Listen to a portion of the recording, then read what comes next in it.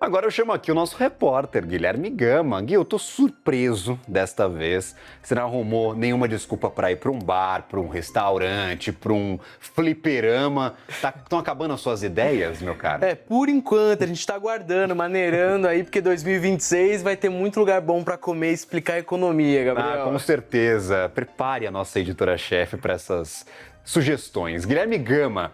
Tem termo difícil de desvendar para este assunto. Eu vou, claro, chamar o telão do Decifra para falar sobre capitulação. Que raio que é capitulação? O que isso tem a ver com minerador de criptoativo, Gui? Nos ajude a entender, por favor. Vamos explicar. Capitulação não é tão sugestivo, né? A palavra não diz muito, mas o significado dela tá um pouco atrelado ainda às origens. Então, capitular na guerra significa aceitar a derrota. É render-se ao inimigo, que nesse caso é o pânico, quando a gente está falando de economia. É quando o mercado entra em pânico, aceita o prejuízo e vende praticamente a qualquer preço.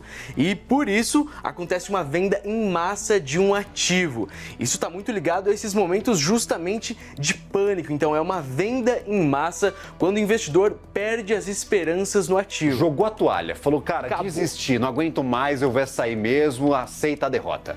E agora a alerta de gatilho para o investidor que está em casa já sofreu muito com aquele gráfico só descendente ali. O que acontece é que essa venda em massa acontece um pânico por conta de o que vem antecedente a isso é justamente uma baixa muito prolongada, são repiques que na verdade são cada vez mais fracos que o anterior. Isso tudo mexe muito com o emocional do investidor, né, Gabriel? O pessoal olha pro gráfico e fala, não, agora vai, aí não vai. Aí depois tem uma recuperaçãozinha, fala, cara, eu vou recuperar meu dinheiro, não recupera. E aí você começa a ficar descrente. Medo, incerteza, dúvida, tudo isso aqui pode ser combustível para uma capitulação, né, Gui? É bem o processo o investidor entra num cansaço emocional mesmo. É aquele momento mais psicológico da economia em que as decisões, o que vira número, é o que está batendo no peito. Então as desesperanças, ou às vezes até uma esperancinha de que aquele ativo pode melhorar, mas então eu posso vender o que eu tenho dele para comprar ele num preço mais baixo depois,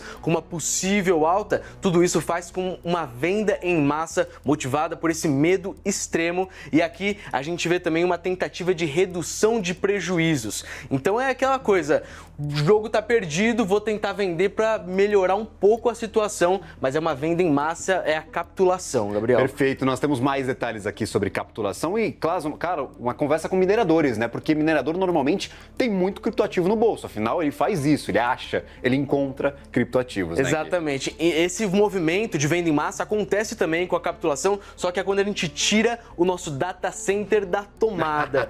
Então, basicamente já tem aqui, puxou fora, acabou as luzinhas piscantes, porque é quando o minerador percebe que a conta não está fechando. Então a gente trouxe os desafios de minerar aqui no Brasil. Quando a gente fala de uma mineração que acontece então com o faturamento do minerador sendo as recompensas do token mais o valor que é real daquele ativo, tem vez que o custo para manter a máquina funcionando ou até mesmo a manutenção, fiscalização de tudo aquilo, a conta não fecha, então compensa tirar o data center da tomada porque não está valendo esse jogo, né? Exato. Eu tenho 30 funcionários, eu tenho 2 funcionários, vamos simplificar a história, tenho 2 funcionários para pagar.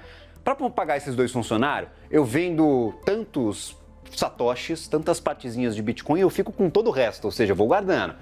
Só que aí o Bitcoin vai caindo, eu tenho que vender o dobro de satoshis para pagar esses mesmos funcionários. E aí você vai tendo que vender, vai jogando ativo no mercado. E aí o Bitcoin vai caindo.